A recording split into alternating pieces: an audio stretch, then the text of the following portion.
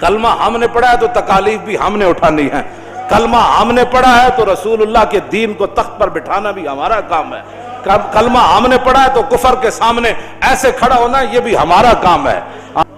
اللہ اسی کی مدد کرتا ہے جو پہلے اللہ کی مدد کرتا ہے۔ معنی کیا ہے؟ جو پہلے میدان میں اترتا ہے مدد پھر اس کی آتی ہے، جو گھر میں سویا رہتا ہے اس کی مدد نہیں آتی، جو باتیں کرتا رہتا ہے اس کی مدد نہیں آتی، جو تقریریں کرتا رہتا ہے اس کی مدد نہیں آتی، جو منصوبہ بندیاں بناتا رہتا ہے اس کی مدد نہیں آتی۔ یہ کیا باتیں لوگ کرتے ہیں؟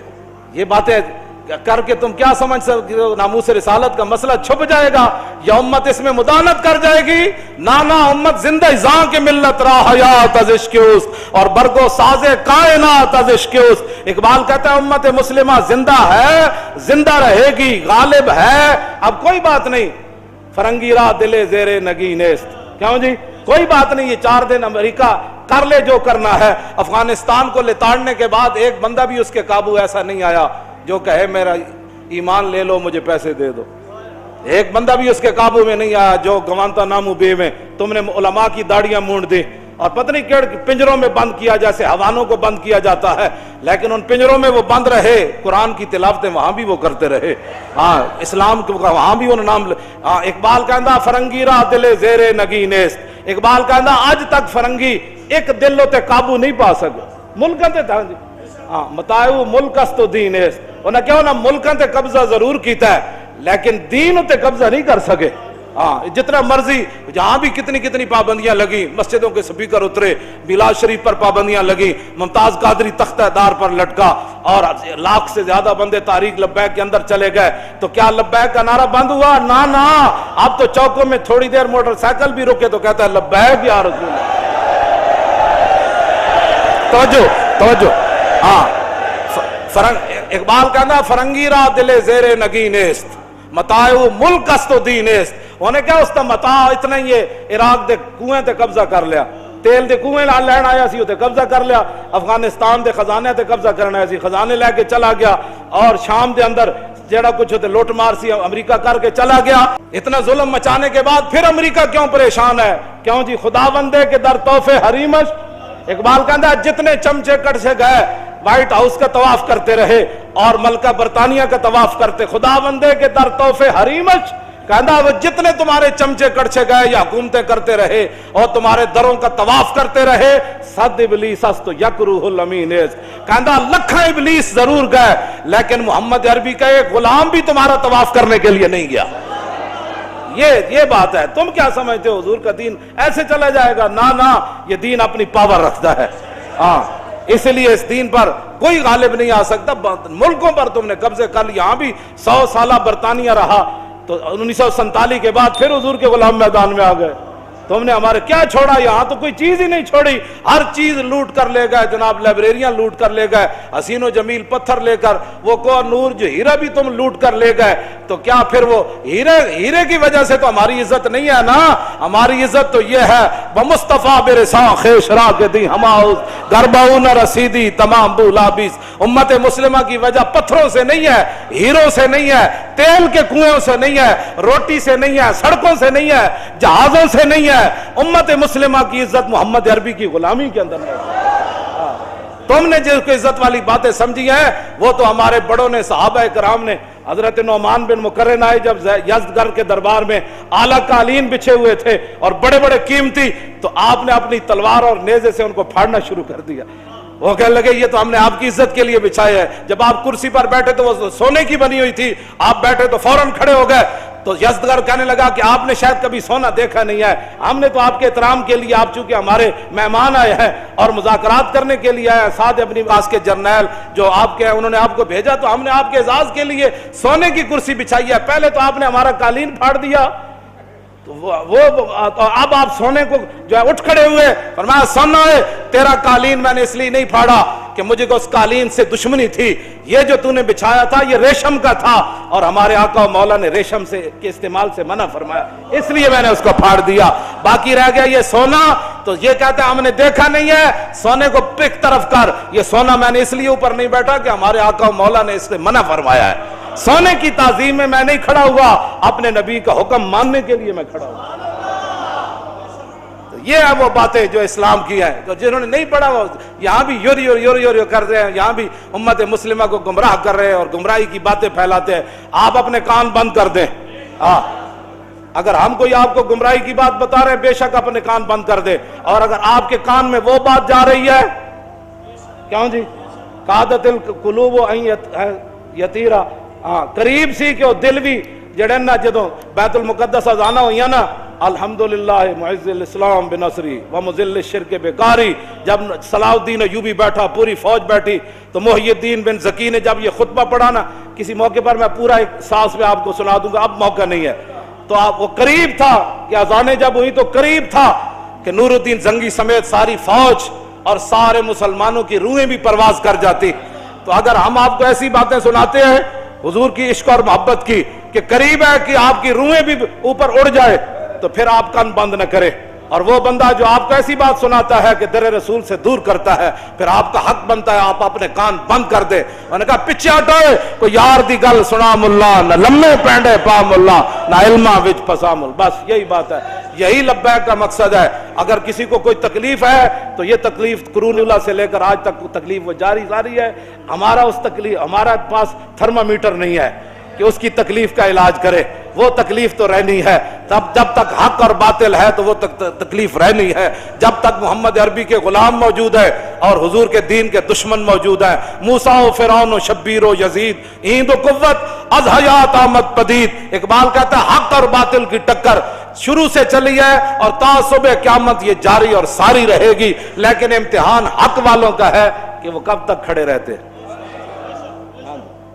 وہ جب کھڑے ہو جائیں گے تو پھر مدد ضرور آ جائے گی, اور اگر وہ بزدلی اختیار کریں گے تو پھر بزدل قوم کی مدد نہیں کی جاتی. ہاں جی, یہ تو حضور نے فرمایا بزدلوں کی رب کبھی بھی مدد نہیں کرتا. یہ تو غزوہ احد کے موقع پر حضور نے فرمایا بزدل بندے کی اللہ مدد نہیں کرتا. اور اس کے لیے پہلی شرط بھی یہ ہے, جنگ یرموک میں جب صحابہ کی لڑائی لمبی ہو گئی تو مسلمان خواتین نے صحابہ کو صرف مدینہ منورہ سے اتنا سارا ایک جملہ لکھا, لمبا خط نہیں لکھا, صرف اتنا ایک جملہ لکھا. فرمایا مسئلہ کیا بن گیا, اتنی لمبی لڑائی کیوں ہو گئی؟ انتم انصار اللہ. فرمایا کان کھول کر سنو, اور کسی نے دین کی مدد نہیں کرنی, تم ہی دین کے مددگار ہو, تم ہی دین کے مددگار ہو. تو یہ تاخیر کیوں ہو گئی جنگ یرموک میں؟ وہ جو جملہ ہے وہ آپ کے لیے اور میرے لیے تمام کے لیے مینار نور ہے. وہ فرمایا انتم انصار اللہ, کلمہ ہم نے پڑھا ہے تو ناموس رسالت کی بات بھی ہم نے کرنی ہے. کلمہ ہم نے پڑھا ہے تو تکالیف بھی ہم نے اٹھانی ہے. کلمہ ہم نے پڑھا ہے تو رسول اللہ کے دین کو تخت پر بٹھانا بھی ہمارا کام ہے. کلمہ ہم نے پڑھا ہے تو کفر کے سامنے ایسے کھڑا ہونا یہ بھی ہمارا کام ہے. آج کلمہ جو ہم انتم انصار اللہ, فرمایا تم ہی دین کے مددگار ہو, تم ہی اللہ کا مددگار سے مراد دین کے مددگار. آخری جملہ یہ اپنے کانوں کے اندر اس کو ایسی جگہ دیں کہ ساری زندگی گھر میں بلب نہ لگے شام تک. تو بیوی بندے کو گھر داخل نہیں ہونے دیتی, کہتی ہے تم کام مرے رہے, یہ تو اندھیرا ہے, کچن میں روٹی کیسے پکاتی.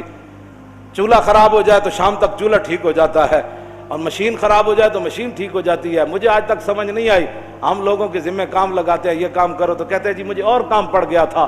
مجھے بتا دین سے بڑھ کر اور کام کون سا تھا؟ گھر کے تو سارے کام تیرے چلتے ہیں, جب دین کا مسئلہ ہے تو کل پر ڈال دیتا ہے. حضرت سیدنا صدیق اکبر نے حضرت عمر کو جو وصیتیں کی نا لمبی چوڑی, ان میں سے ایک یہ بھی تھی. فرمایا عمر, بہت سارے اللہ کے معاملات ہیں جو رات کو کیے جائیں تو وہ دن کو, رات والے دن کو قبول نہیں کرتا, دن والے رات کو قبول نہیں کرتا. معنی یہ تھا کہ دن والا کام تو نے رات پر نہیں ڈالنا اور رات والا کام دن پر نہیں ڈالنا. بہت سارے معاملات ایسے ہیں جو اللہ رات کو ہی قبول کرتا ہے اور دن والے دن کو ہی قبول کرتا ہے. تو یہ حضرت عمر کو وصیت تھی کہ میں تو جا رہا ہوں, یہ نہ ہو کہ کیسر و کسرا فتح ہونے میں تاخیر ہو جائے. میں تو جا رہا ہوں, میں تو ہموار کر کے ساری زمین, یہ نہ ہو کہ حضور کا دین پھیلنے میں کوئی ایک لمحہ بھی تاخیر ہو جائے. ہاں, یہ حضرت عمر کو صدیق اکبر نے فرمایا آج دین کیوں نہیں تخت پر آ رہا؟ جس سے بات کرو وہ گھر کے لیے تو بڑا مخلص ہے, لیکن جب دین کی بات آئے تو کہتا ہے میرے پاس ٹائم ہی نہیں. میں آپ کے لیے دعا گو ہوں. بھائی دعا گو جن کا ہم کام کر رہے ہیں نا وہ دعا ہمارے لیے فرماتے ہیں. ہم نے تیرے لیے دعا کی درخواست نہیں کی, تو دعائیں کرتا رہے, لیکن عملاً آنا میدان میں کام کر دین کا کام کرنا کوئی نہیں. تو صرف لبیک یا رسول اللہ کے چند بندے تو نہیں نا دین تخت پر لا سکتے. ہاں جی, وہ تو آپ ہر بندے کا کام ہے کہ آپ جس طرح اپنے گھر کے ساتھ حساس ہے نا, اپنے بچوں کے لیے حساس ہیں, دین کے لیے ایسے حساس بن جائے. تو پھر دین آئے گا. یو چھڈو جی کل سے او چلو اجے تو ٹائم ہی کوئی نہ، بڑا ٹائم ہے، چلو خیر جائیں گے تو کہیں گے میرے پیٹ میں درد تھا اس لیے کام نہیں کیا. تو یہ عذر آپ میرے سامنے تو کر سکتے ہیں نا. اقبال کہتا لرزم از تو شرم چو روزے شمار، پرصدت آب روئے روزگار، حرف حق از حضرت ماں بردئی، پس چرابا دیگرانہ سپردئی. اقبال کہتا ہے جب میں قیامت کا تصور کرتا ہوں تو پانی پانی ہو جاتا ہوں، لرزہ پر اندام جا ہو جاتا ہوں، کانپنا شروع کر دیتا ہوں. کیوں؟ کہا کہ قیامت والے دن جب رسول اللہ نے پوچھ لیا کہ اقبال اس دین کے لیے تو میں بدر سے لے کر تبوک تک گیا، میں نے 13 سال مکے میں گزارے، اور بتا لوگوں نے مجھے یہاں پتھر مارے، میرے چچا جان کے جگر اور کریجے نکالے اور سارے معاملات ہوئے، بتا تو نے میرے دین کے لیے کیا کیا؟ ایک سوال ہی کافی ہے امت کے لیے. تو کیا کہے گا امتی؟ پھر کیا عذر کرے گا؟ آذا یوم لا ینطقون ولا یوزرنہم فیاض. سورہ مرسلات کے اندر اللہ نے فرمایا وہ دن وہ ہوگا جس دن کسی کو بولنے کی اجازت نہیں ہوگی. ایسے تو لوگ بڑھ بڑھ کر دیں نا، وہاں تو زبان پر مور لا دیجئے. اور ولا یوزن لہم فیعتذرون، اور یہ بھی اجازت نہیں ہوگی کہ بندہ معذرت کرے کہ نہیں جی میرے پیٹ میں بڑا درد تھا اس دن. معذرت بھی نہیں، بولنے کی بھی اجازت نہیں. بتاؤ پھر قیامت والے دن حضور کے سامنے کیسے پیشی ہوگی؟ اللہ کے سامنے. اس دین تو اللہ نے اپنے حبیب کو عطا فرمایا. اس دین کے لیے کوئی کیا کر رہا ہے یہ مجھ سے سوال نہ کرے، اپنے آپ سے پوچھے کہ میں دین کے لیے کیا کر رہا ہوں، اور میں دین کے غداروں کے ساتھ کتنا بیٹھ کر دین کی مخالفت کرتا ہوں، اور میں دین کے غداروں کے ساتھ بیٹھ کر ناموس رسالت کر کیا بک بک کرتا ہوں. یہ ساری باتوں کا یہ آپ نہ کہیں کہ یہ تو لکھا جا رہا ہے نا، یہ اقرا کتابک کفا بنفسک الیوم علیک حسیبا، بس یہ کتاب ہی دی جائے گی، پڑھ لے، ہمیں بتانے کی ضرورت نہیں، تو خود پڑھ لے. آج اس دن سے ڈرو جس دن کتاب لیتے ہوئے بھی ووضع الکتاب فتر المجرمین مشفقین مما فی، جس دن مجرم ڈریں گے اوہ اس کے اندر تو لا یغادر صغیرۃ ولا کبیرۃ الا احصاها، وہ کہ اس میں تو چھوٹی سی چھوٹی چیز بھی لکھی ہوئی ہے، بڑی سے بڑی چیز بھی لکھی ہوئی ہے. تو اپنے آپ کو بدلو. یہ صرف تقریریں سننا کوئی مقصد نہیں ہے. حضور کے دین کو آگے لاؤ. آگے منہ آ گیا تو آگے کی طرف چلو، پیچھے کی طرف بس چلو. جی منہ آ گیا تو آگے کا سوچو کہ حضور کے دین کو ہم نے تخت پر کیسے لانا ہے. وہ جملہ پھر رہ گیا، وہ مکمل ہی ہو جائے. انتم انصار اللہ، کیا کہا جی؟ انتم انصار اللہ، تم ہو اللہ کے مددگار. صحابہ کو صحابیات نے خط لکھا مدینہ منورہ سے جنگ یرموک میں، فرمایا انتم انصار اللہ، تم ہو اللہ کے مددگار. کان کھول کے سنو، واللہ ینصر من نصرہ، اللہ اسی کی مدد کرتا ہے جو پہلے اللہ کی مدد کرتا ہے. معنی کیا ہے؟ جو پہلے میدان میں اترتا ہے مدد پھر اس کی آتی ہے.